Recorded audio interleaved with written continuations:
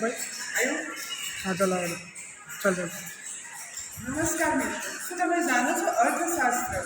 અર્થશાસ્ત્ર એટલે શું? અર્થશાસ્ત્ર અર્થાત અર્થનું શાસ્ત્ર. અર્થનું શાસ્ત્ર.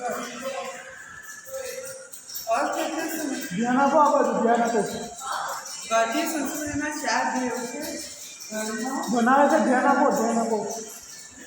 અર્થ, કામ અને મોક્ષ.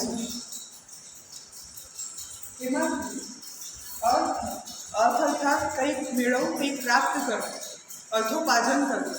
આપણે જોઈએ તો રોજિંદા જીવનમાં દરેક વ્યક્તિ પોતાની જીવનની જરૂરિયાતની ચીજવસ્તુઓને પૂરી કરવા માટે દરેક અર્થોપાર્જન કરે છે, કંઈક પ્રાપ્ત કરે છે, નાણાં મેળવે છે.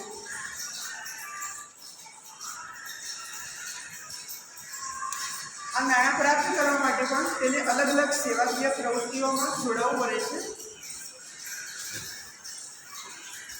જેમાં નાણાકીય પ્રવૃત્તિઓ પ્રાપ્ત કરવા માટે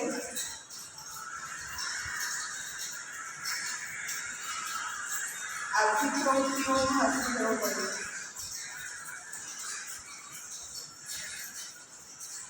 આર્થિક પ્રવૃત્તિ અર્થાત કંઈ મેળવે, કંઈ પ્રાપ્ત કરે, નાણાં પ્રાપ્ત કરે, તો એના દ્વારા એ પોતાની જીવનની જે જરૂરિયાતો હોય તે પૂરી કરી શકે. આપણે અર્થશાસ્ત્ર વિષયમાં પ્રવેશ કર્યો. આવતા લેક્ચરમાં આપણે અર્થશાસ્ત્ર વિષયમાં જે વિવિધ લેખકો છે એમને પોતાના અભિપ્રાયો રજૂ કર્યા છે તે નેક્સ્ટ લેક્ચરમાં સમજીશું.